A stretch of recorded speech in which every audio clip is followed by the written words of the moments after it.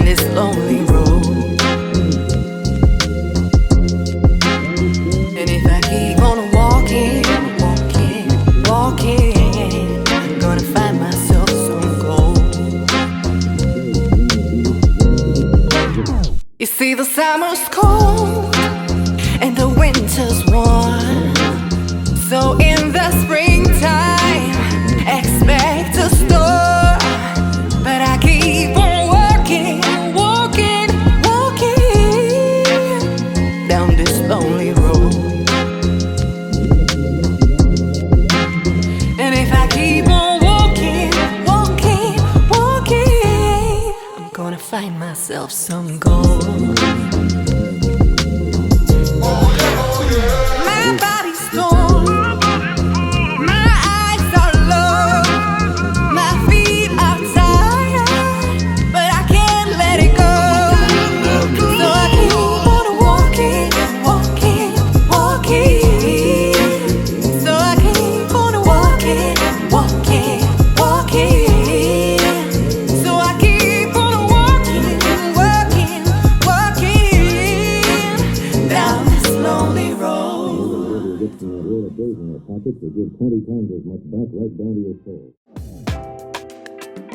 It tells a very powerful story. It's all about family. To be honest, I want to see it on your TV screen. Tell me that she make it whole. Tell me that she make it. Hi, my name's Reisz Amos, and I am the writer-director of this wonderful piece called Periphery. In our story, the periphery is really speaking about the dynamic of a matriarch in a family, and whether the family sits on the periphery of the matriarch's life or the matriarch sits on the periphery of the family life, and how that culture disseminates through, especially when the matriarch passes away. That's one of the things that I've noticed in my family, certainly, and some of the inspiration behind this piece itself. Don't make no young girl come fool your head. My name's Jack Richardson. I'm the creative director of RUNHOME Productions, and I'm the cinematographer for Periphery. Better still you left me alone. So I think we got it in one. Yeah, so now what we need to... me!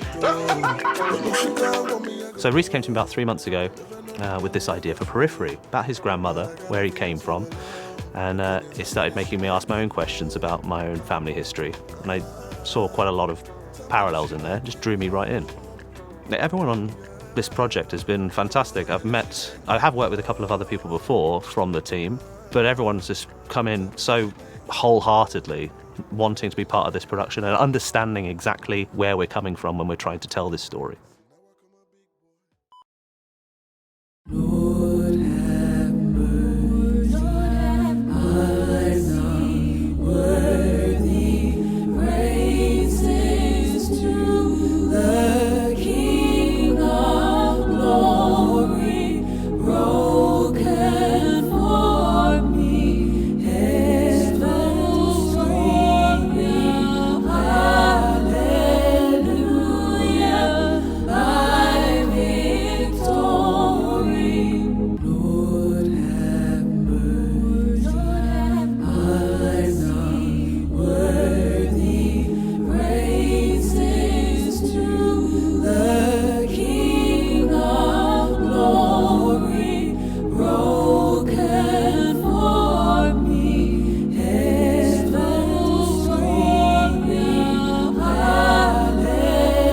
Hallelujah, my victory, broken for me, heaven's story.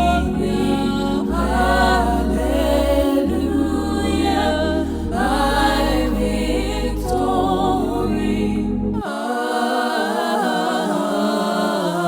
Amen.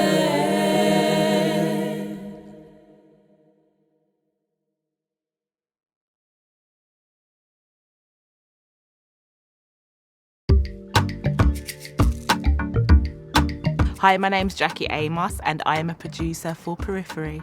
So I knew Mitty personally. She was my grandmother-in-law, but we don't do in-laws, so she was my grandmother. And what I loved was her relationship with my son. It was amazing.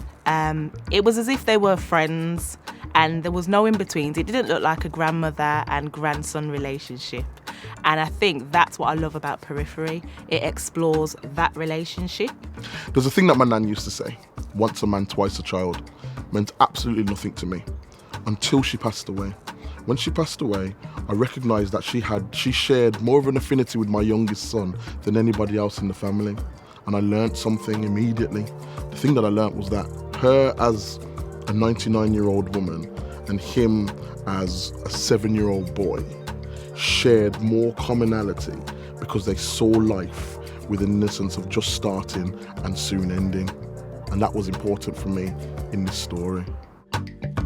So the character Elias is in this story because effectively Elias is that 7-year-old Reisz. He is that little boy who sat and watched the family dynamics. He watched the way his grandmother gave tough love to his mother.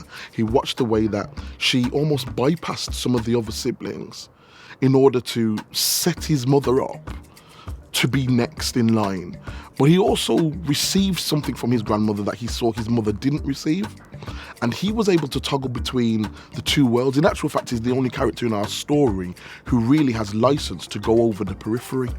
So when you watch the piece, you will notice that there's almost an imaginary line that's drawn between what is Nan's sanctuary, Mitty's sanctuary, and where the rest of the world happens. Literally everything else that is not self-contained within this special space we've created happens outside of it, and that's the peripheral line. The only character in the story who has license to toggle between those two worlds is Elias. Most people who try and come into that sanctuary are governed by something, whether it's the status that Nan held, or whether it's the position that they feel, whether it's an inferiority complex, whether it's a family trait, whether it's a cultural thing. But Elias seems to be able to just run freely between the two. And what we're trying to do in telling this story is also just look at the fact that if we were Elias going between these two things, what things could we take from either world and put in the other and still be able to create an ecosystem that can work in unity with itself rather than it being so split, which is the way it sometimes comes across, particularly in Caribbean culture.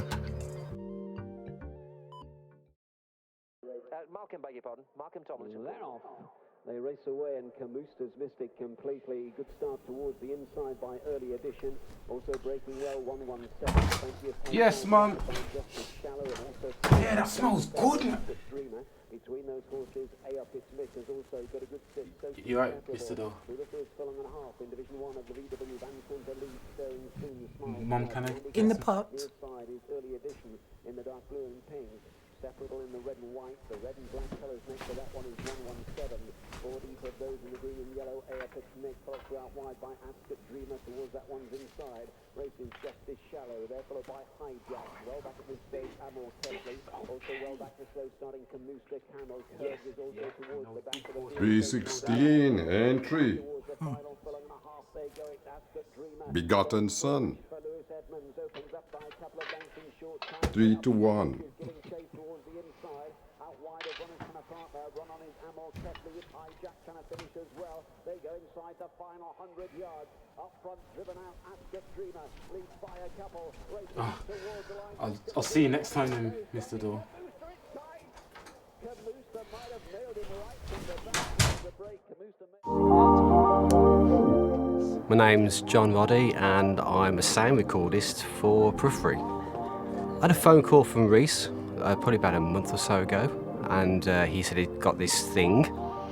So he sent me a script through, and I'm not the best at reading scripts, but the one thing I did get from it was this is so relatable.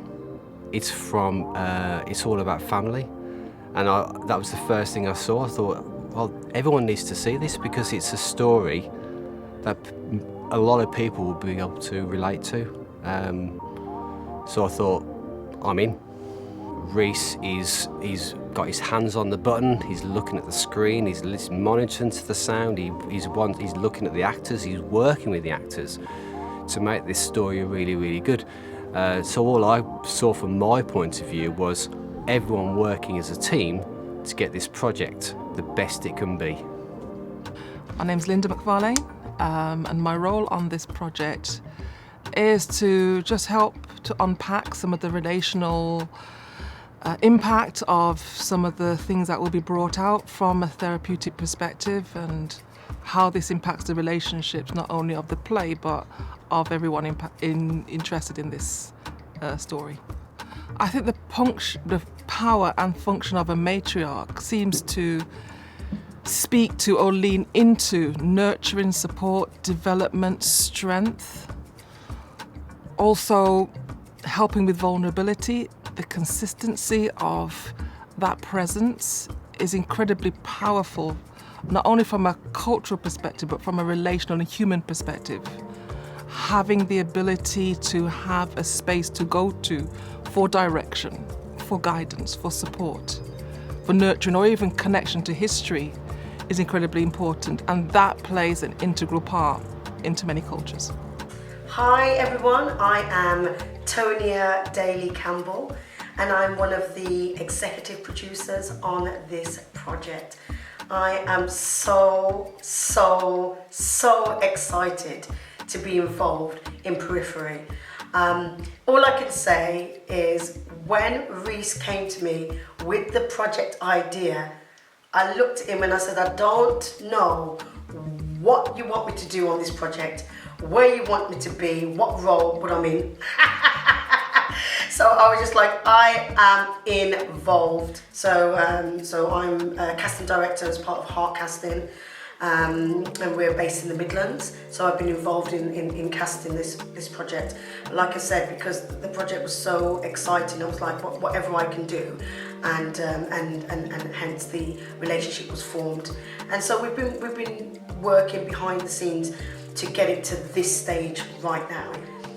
This is my story, it's your story, it's all of that, it's our shared story, and I love that. I don't want to exceed. When I reach, let's go. You hear me?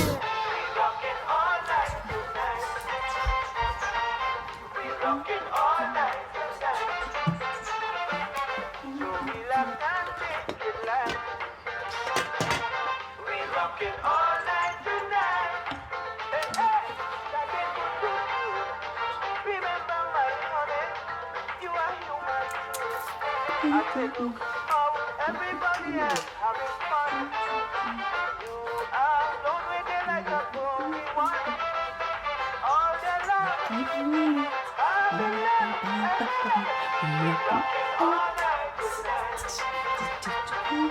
We're rocking all night tonight. So we were able to mock up a couple of the scenes, but what started off as a seed has galvanised, grown traction, and really grown into a mighty oak. And I think we're going to need some financial support in order to take it to where I think it needs to go and where I think it should go as well. If I'm honest, I'm absolutely shattered. If I'm honest, I'm quite tired. It has been a strenuous few days, but I have loved every minute of it. And I think, just even getting a bit more funding will allow us to expand on the team, because I've worn a few hats throughout this process. So yeah, I love being a producer, but I do need a bigger team. Expanding the crew, expanding the art design, expanding locations, all the necessaries that will do this justice. It needs to be financed properly. It needs to have some more people, some more equipment, and all that, unfortunately, is a cost. Really, everybody's strength is what's on the forefront, and that's what I want to see. So not only just supporting the story, but bringing the best out of everybody, because the work deserves it. This is something that can help to heal society by bringing about conversation and reflection.